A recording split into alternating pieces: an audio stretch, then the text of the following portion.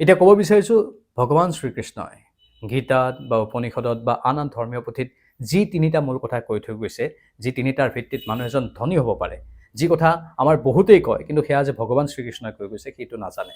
প্ৰথম কামটোৱে হৈছে যদি ভগৱানৰ সান্নিধ্য পাব লাগে, যদি প্ৰচুৰ ধন সম্পত্তি আহৰণ কৰিব লাগে, তেনেহ'লে ধৰ্মৰ নামত টকা ব্যয় কৰিব লাগিব।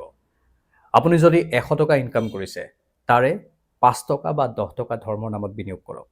ধৰ্মৰ নামত বিনিয়োগ কৰা মানে কোনো বেংকত গৈ ধৰ্মৰ একাউণ্টত দিয়া কথা কোৱা নাই।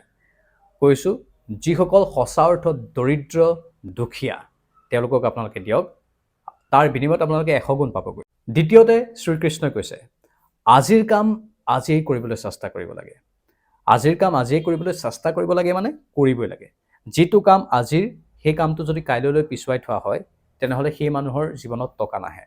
কাৰণ আজিৰ কামটো আজি কৰিলেই মাইণ্ডটো ফ্ৰী হৈ যায় আৰু নতুন চিন্তা কৰিবলৈ উদ্যম পোৱা যায়। সেয়েহে যিটো কাম যেতিয়াৰ সেই কামটো তেতিয়াই কৰি দিব লাগে।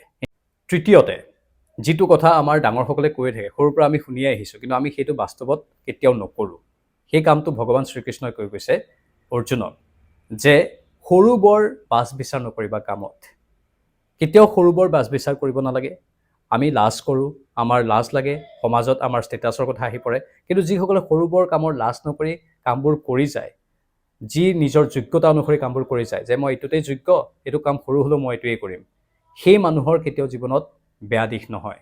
বহু ধনী মানুহ দেখিছোঁ যিসকলে মোৰ সাক্ষাৎকাৰতেই বহুখিনি কথা কৈছে, একেবাৰে ঠেলা আলাৰ পৰা কাম কৰি আজি বৃহৎ বৃহৎ বিপণীৰ মালিক হৈ আছে। আপোনালোকে মোৰ সাক্ষাৎকাৰবোৰ পালে তেনেকুৱা ধৰণৰ বহু ব্যক্তিক দেখিব যিসকলৰ দুবেলা দুমুঠি খাবলৈ আহাৰ নাছিলে, তেওঁলোকে লাজ নকৰি সাহস কৰি বুদ্ধিমত্তাৰে কাম কৰি গৈছিল, সেইসকলৰ আজি অগাধ সম্পত্তি।